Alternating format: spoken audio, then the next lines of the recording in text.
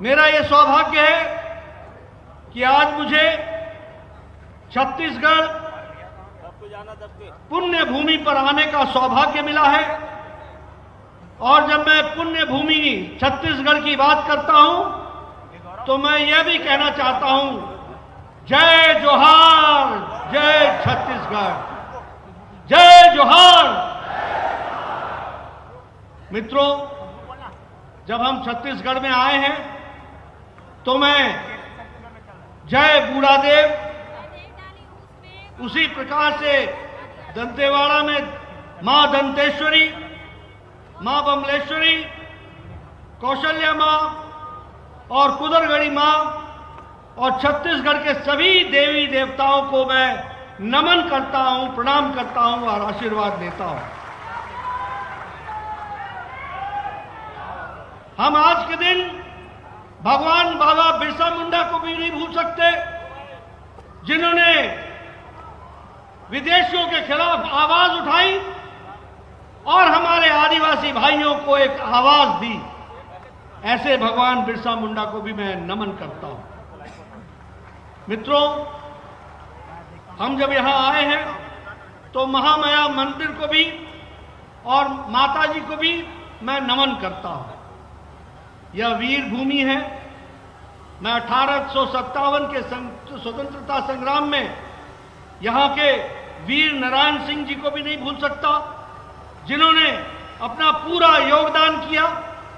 उसी प्रकार मैं श्रमिक आंदोलन को, जिन्होंने अंग्रेजों के खिलाफ लड़ाई लड़ी, ऐसे ठाकुर प्यारेलाल जी को भी मैं नमन करता हूं। श्री बाबू छोटेलाल श्रीवास्तव जी को भी नमन करता हूं।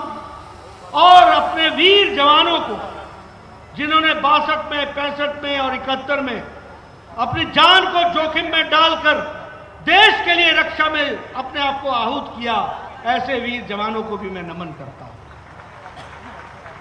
मित्रों, जब मैं छत्तीसगढ़ आया हूं तो मुझे पुरानी यादें ताजा हो जाती हैं। और जब मैं पुरानी यादें बोलता हूं तो एक नारा हमेशा लगाता हूं, छत्तीसगढ़िया, छत्तीसगढ़िया, सबले भैया। यह मैं इसलिए कहता हूं, कहने के लिए नहीं कहता। मुझे यहां प्रभारी रहने का मौका मिला। मैं 5 साल यहां प्रभारी रहा।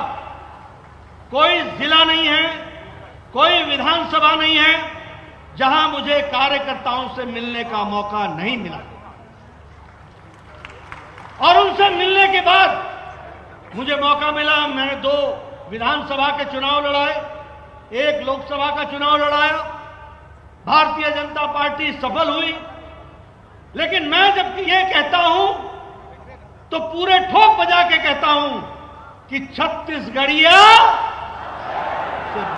सबसे बड़ी। मित्रों, ये मैं इसलिए कहता हूं क्योंकि आपने जिस तरीके से राष्ट्र में अपने आप को आहूत किया है, राष्ट्र के कार्य के लिए, उसको देश भूल नहीं सकता। और आज जब मैं यहां आया हूं तो मैं ये भी गौरव के साथ कह सकता हूं, मैं उस पार्टी का अध्यक्ष हूं, मैं उस पार्टी का कार्यकर्ता हूं और मेरे सामने बैठे हुए वो पार्टी के कार्यकर्ता हैं जो छाती ठोक के गौरव से कह सकते हैं कि छत्तीसगढ़ अगर राज्य बना तो वो श्रीमान भारत रत्न अटल बिहारी वाजपेयी के कारण बना और भारतीय जनता पार्टी का। हम ये कह सकते हैं कि एक विचार था कि छत्तीसगढ़ अलग राज्य बनना चाहिए और वो देन अटल जी ने दी हम लोग।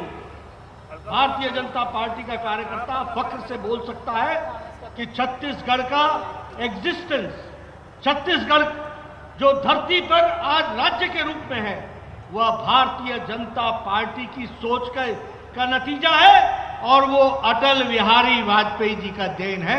इसको हमको याद रखना चाहिए।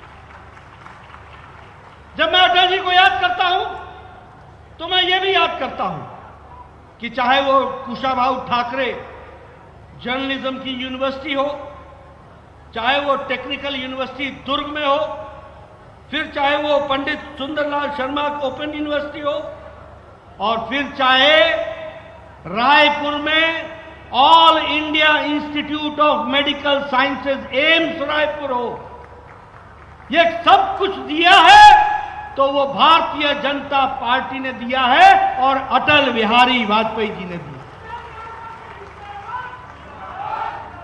हम गौरव के साथ बोल सकते हैं। मित्रों, एक बात और मैं कहना चाहता हूं कि आदरणीय प्रधानमंत्री मोदी जी ने भारत की राजनीति की संस्कृति बदल डाली है। राजनीति की संस्कृति बदल गई।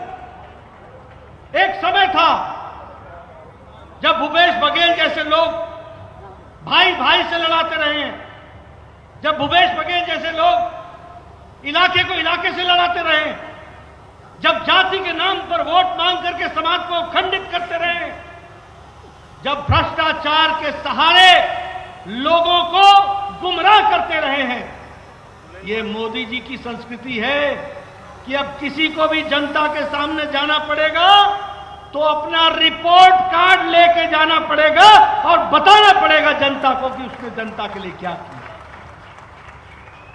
और इसीलिए मैं ये कह सकता हूं कि मोदी जी ने रायपुर में, अमृत में हजारों करोड़ रुपए लगा करके स्मार्ट सिटी, एक नहीं, दो नहीं, तीन नहीं, 9 स्मार्ट सिटी बनाने का काम हजारों करोड़ रुपए से किया है तो नरेंद्र मोदी जी ने किया है। फिर चाहे वो अंबिकापुर हो, बिलासपुर हो, भिलाई हो, दुर्ग हो, जगदलपुर हो, कोरबा हो, राजगढ़ हो, रायपुर हो, राजनांदगांव हो, सबकी तस्वीर बदलने का काम रमन सिंह जी की सरकार में, उनके नेतृत्व में तस्वीर बदलने का काम चल रहा था। मैं आज आ रहा था, मैंने पूछा ये क्या, कौन सी बिल्डिंग है? बोला ये मल्टी स्टोरीड पार्किंग है। मैंने कहा ये कब बना ये? तो हमें पता चला कि बना तो रमन सिंह के जमाने में था, भूपेश के आने से रुक गया है। यानी फुल स्टॉप, ब्रेक लगाने का काम। मैंने पूछा ये स्काईवे, ये स्काई वॉक, बोले ये हमारे टाइम में बन रहा था, आजकल इसका काम रोक दिया गया है और इसको तोड़ने का भी निर्देश देने की बात हो गई। मैं ठीक बोल रहा हूं रमन सिंह जी? मैं ठीक बोल रहा हूं? अब आप बताइए, ऐसे लोगों को सरकार में रहने देना है क्या? ऐसे लोगों को रहने देना है क्या जो खुद तो स्काई डाइव करे, स्काई राइज करे और दूसरों को स्काई वॉक से भी रोके? ये कैसे लोग हैं? ये विकास विरोधी लोग हैं।